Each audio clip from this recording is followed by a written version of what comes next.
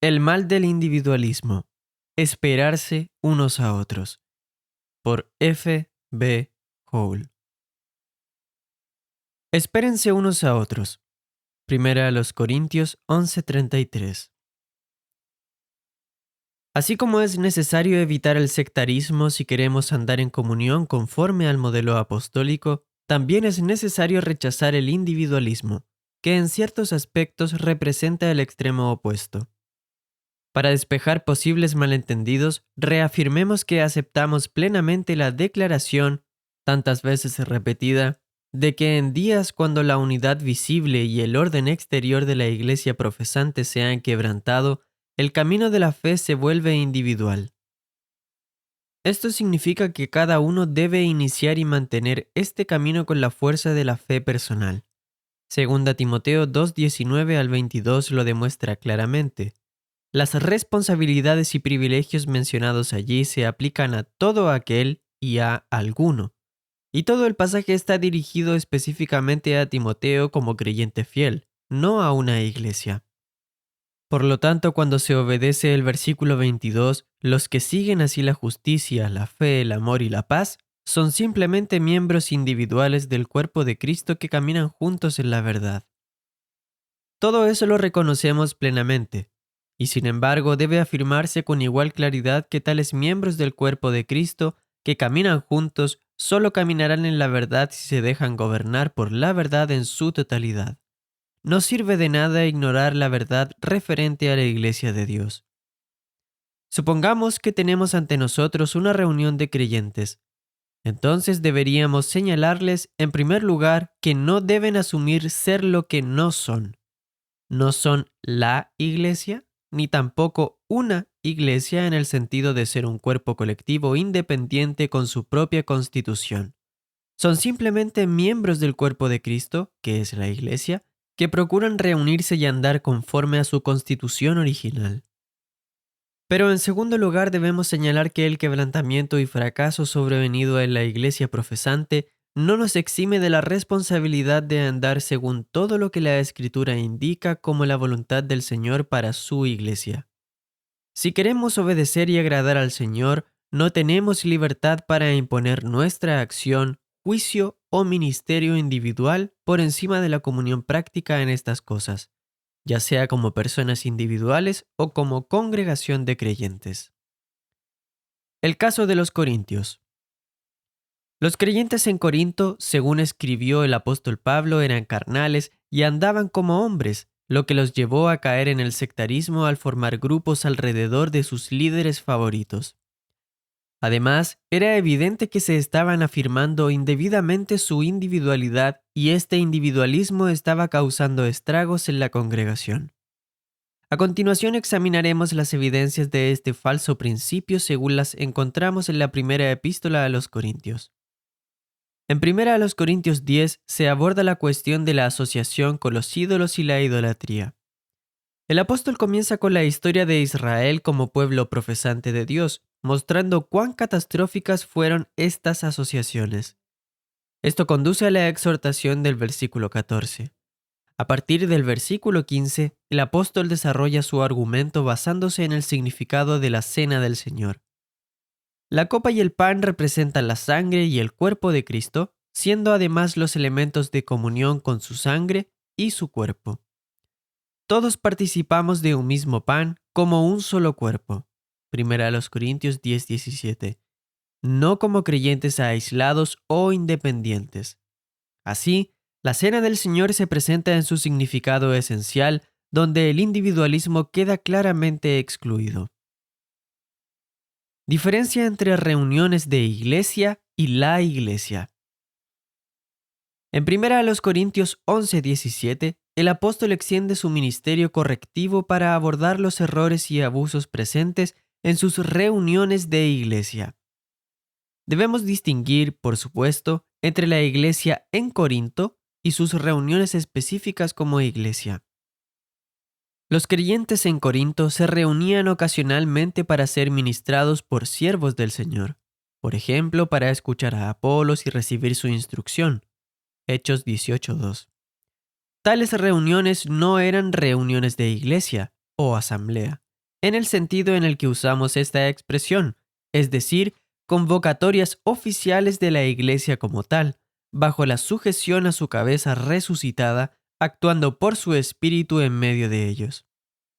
Los creyentes en Corinto podían reunirse como iglesia para diversos propósitos: para disciplina, 1 Corintios 5, para partir el pan en la cena del Señor, 1 Corintios 11, para el ministerio de edificación, exhortación y consolación, 1 Corintios 12 y 1 Corintios 14, 1 al 5, y para oración y adoración, 1 Corintios 14, 9 al 17.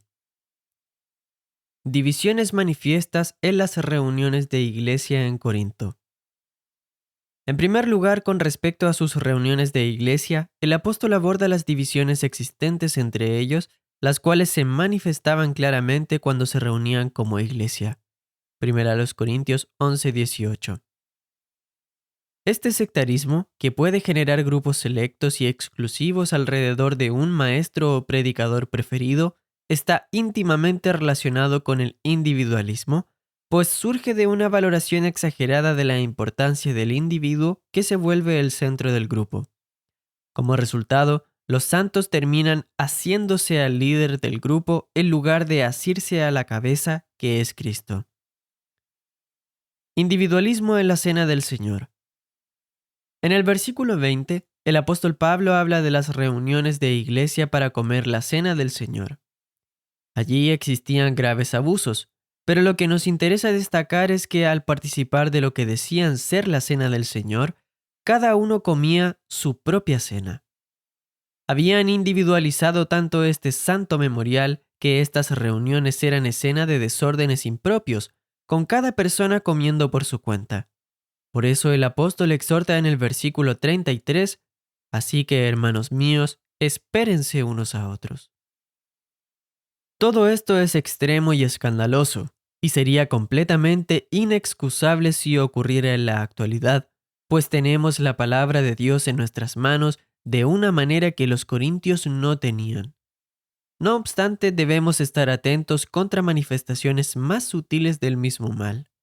Es cierto que partimos el pan y bebemos la copa de manera individual, pero lo hacemos como miembros de un solo cuerpo, en conformidad con el único pan del cual participamos.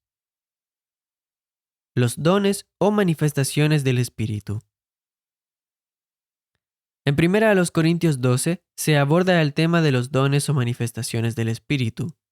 Estos se encontraban en distintos miembros del cuerpo, según el Señor en su sabiduría quiso ordenar, pero se daban a individuos en vista del conjunto. A cada uno se le da la manifestación del Espíritu para el bien común, y este bien común es para todo el cuerpo, como muestran los versículos siguientes. Ahora bien, para que un miembro dotado por el Señor se niegue a sí mismo, algo profundamente necesario, pues la posesión del don lo puede llevar a la soberbia por poseer el don o al deseo de complacerse a sí mismo en el ejercicio del mismo, es esencial que se deje gobernar completamente por el amor de Dios. Esta es la razón por la cual se incluye el magnífico capítulo 13 como un paréntesis. Individualismo en las reuniones de edificación. 1 Corintios 14 retoma el hilo del capítulo 12 y nos muestra las reuniones de iglesia de los corintios dedicadas al ministerio, la oración y la adoración. El individualista, al levantarse y hablar en lenguas desconocidas, solo se edificaba a sí mismo, contrario al propósito divino de que la iglesia congregada fuese edificada. El versículo 26 es muy revelador. En sus reuniones de iglesia, cada uno tenía salmo, enseñanza, lenguas, revelación e interpretación. Los versículos siguientes regulan el uso de estos dones, y el versículo 31 específicamente aclara que era apropiado que cada uno participara, pues todos podían profetizar uno por uno, no necesariamente en una sola ocasión, desde luego, y había libertad para todos según el Señor los dirigiera en diferentes momentos. Sin embargo, el verdadero problema no era que tuvieran algo para compartir, sino su actitud individualista que ya había degradado la cena del Señor a una comida personal. Transformaron lo que debía ser la iglesia del Señor, donde Él gobierna y dirige por su espíritu, en una simple reunión informal donde cada uno se consideraba a sí mismo, individualmente, con sus propias ideas y contribuciones, las cuales deseaban ansiosamente añadir al conjunto. La diferencia entre el funcionamiento de las reuniones de iglesia guiadas por el Señor y las reuniones individualistas, al estilo de los Corintios, es como la diferencia entre una colcha de lino finamente tejida y una hecha de retazos. La Biblia misma, aunque consta de 66 libros escritos en distintas épocas por diferentes autores, mantiene una unidad divina porque fue escrita bajo la inspiración del Espíritu de Dios. De manera similar, cuando la reunión como iglesia está bajo el control del Espíritu de Dios en sus actividades, ya sea en el ministerio, la oración o la adoración, esta misma unidad se hará manifiesta. Y cuanto más sometida esté al Espíritu, más evidente será esta unidad. El Espíritu de Dios debía tener control absoluto en las reuniones de iglesia. Tanto así que cuando un profeta estaba hablando, presumiblemente bajo el impulso del Espíritu, y otro profeta sentado recibía una revelación, el primero debía reconocerlo como señal para concluir su intervención, tomar asiento y ceder la palabra al segundo. Individualismo en la actualidad. En las organizaciones religiosas de la cristiandad, donde predomina el ministerio de una sola persona, junto con formas y costumbres litúrgicas, esta parte de la escritura ha quedado reducida a letra muerta. Sin embargo, es lamentable que incluso en reuniones de creyentes que están libres de tales restricciones, con libertad para el ministerio, puedan degenerar en encuentros de tipo individualista como el de los Corintios. De hecho, esto será inevitable mientras no nos comprometamos a mantener presente la verdad de la Iglesia en su comunión práctica y en su funcionamiento.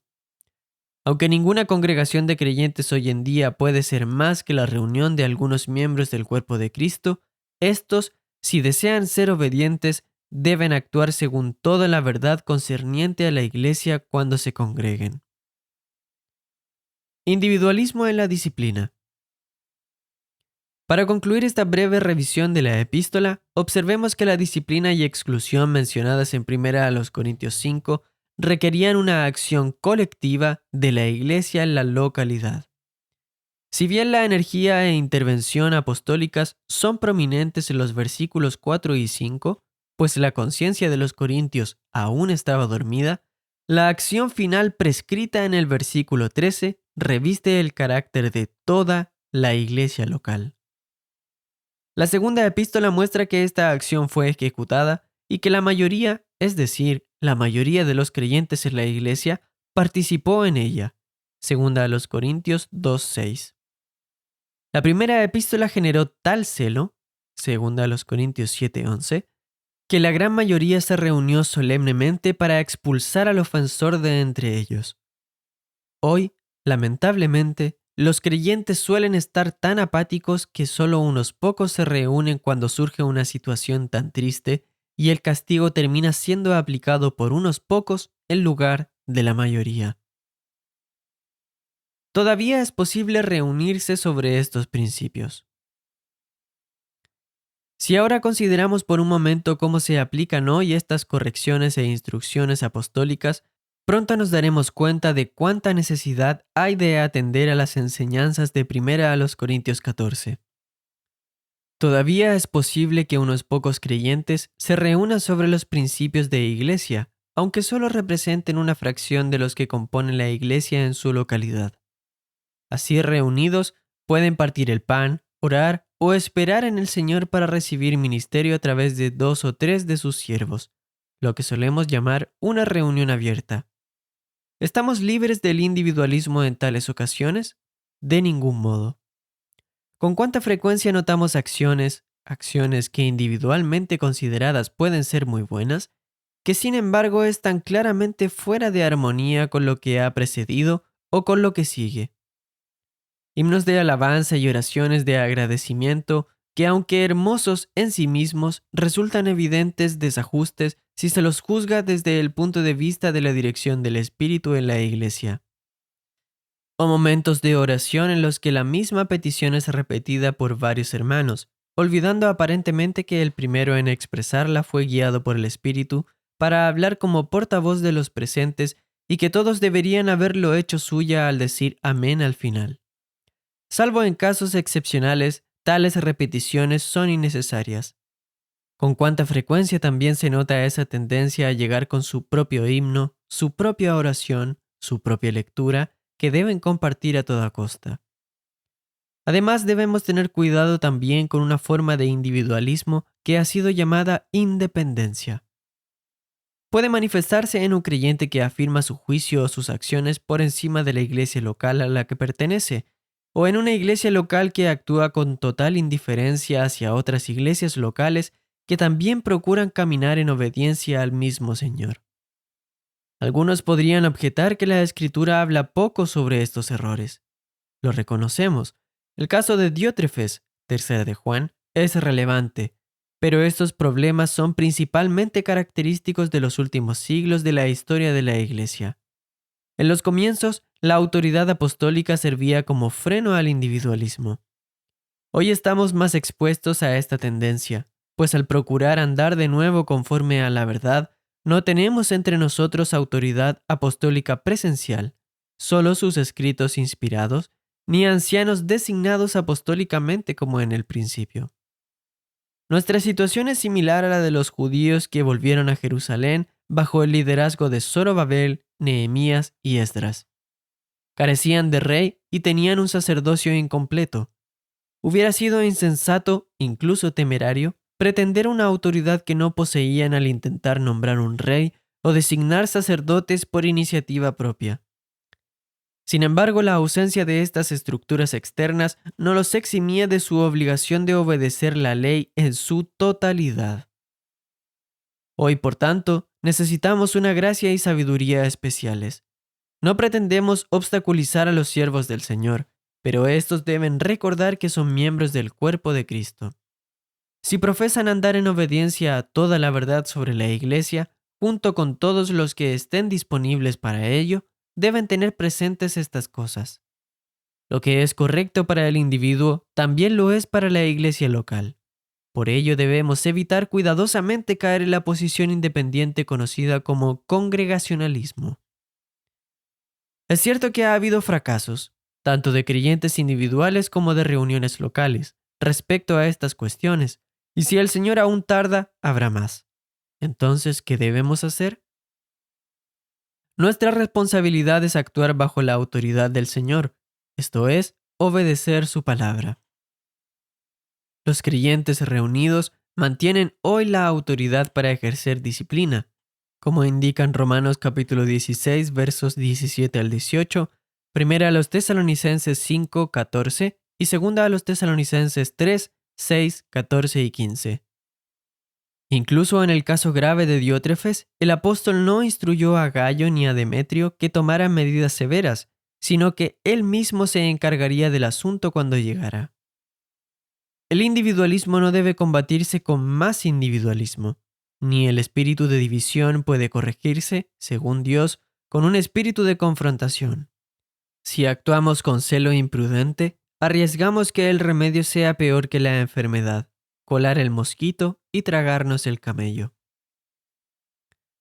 Al escribir estas líneas, reconocemos que puede llegar un momento en que la acción individual no solo está permitida, sino que es ordenada por la Escritura, como enseña 2 Timoteo 2, 16 al 21. Ese momento llega cuando el mal ha entrado de tal manera que pone en peligro la fe al atacar los fundamentos. Si tal situación rebasa la capacidad de la iglesia local para actuar, entonces el creyente debe tomar posición por su cuenta en fidelidad a su Señor. En esa posición debemos actuar conforme a toda la verdad de la iglesia y de la comunión apostólica, no con un espíritu de individualismo. Si esa posición se abandona o se corrompe por infidelidad, entonces una vez más recae sobre el creyente la responsabilidad de actuar individualmente, según 2 Timoteo 2, para ocupar un terreno aprobado por Dios y mantener su pureza personal. Nuestra posición actual, si verdaderamente nos reunimos en el nombre del Señor, es fruto de una acción individual tomada en fidelidad al Señor. Desde esta posición, debemos actuar conforme a toda la verdad de la Iglesia y la comunión apostólica, no con espíritu individualista. Si por infidelidad esta posición se abandona o corrompe, entonces el creyente debe actuar individualmente de nuevo, según 2 Timoteo 2, para ocupar un lugar aprobado por Dios y mantener su pureza personal. ¿Círculos de comunión? Una última aplicación de esta verdad. Durante los últimos 15 años, el escritor vivió entre los años 1874 y 1964. Esto se ha debatido extensamente sobre el carácter no bíblico de los círculos de comunión. Cuando estos círculos se basan en la premisa «yo soy de Pablo» o se forman para defender ciertas verdades específicas, coincidimos en que son erróneos. Sin embargo, no debemos olvidar que en el día de Pentecostés existía un verdadero círculo de comunión en Jerusalén. Comenzó con 120 personas por la mañana y creció a más de 3.000 por la noche. Este círculo constituía la comunión apostólica. Más tarde en Corinto, este círculo formado por Dios fue amenazado por círculos sectarios, aún no separados externamente, pero sí ya partidos dentro de una iglesia, fruto de su carnalidad. En este sentido, 1 Corintios 11, 18 al 19 es muy revelador. Porque es necesario que entre ustedes haya bandos. No había tal necesidad entre los filipenses o los efesios, donde la frescura espiritual prevalecía. Pero si los creyentes andan en la carne, las manifestaciones carnales son inevitables. Sin embargo, estas solo sirven para resaltar a quienes permanecen fieles a lo que es divino y que así son aprobados por Dios. Evidentemente había algunos en Corinto que se negaban a alinearse bajo cualquiera de las banderas partidistas. Es muy probable que cuando los bandos de Pablo, Apolos y Cefas comenzaron a formarse, algunos creyentes más espirituales se negaran a unirse a estas divisiones. A los ojos de los más carnales, estos creyentes parecían simplemente formar otro partido más, aunque no fuera así. Aunque no pudieran demostrar lo contrario, ellos contaban con la aprobación de Dios y del apóstol. Esto debía bastarles. Por tanto, aunque no deseamos formar un círculo de comunión más que de lo que deseamos formar una iglesia, es necesario primero entender con precisión qué significa este término cuando alguien lo usa. En segundo lugar, debemos asegurarnos de que el remedio propuesto contra los círculos de comunión no consista simplemente en permitir que cada individuo forme su propio círculo según le parezca. Si así fuera, estaríamos meramente reproduciendo el individualismo corintio bajo una nueva forma. No deseamos un círculo de comunión, pero sí anhelamos comunión. Es un tesoro precioso. Cuidémonos entonces de no hacer lo que dice un viejo refrán: no hay que tirar el grano con la paja. A menudo los ideales humanos se incrustan sobre la verdad, y al desechar la costra, corremos el peligro de perder también la verdad. Mejor, sigamos el mandato: espérense unos a otros.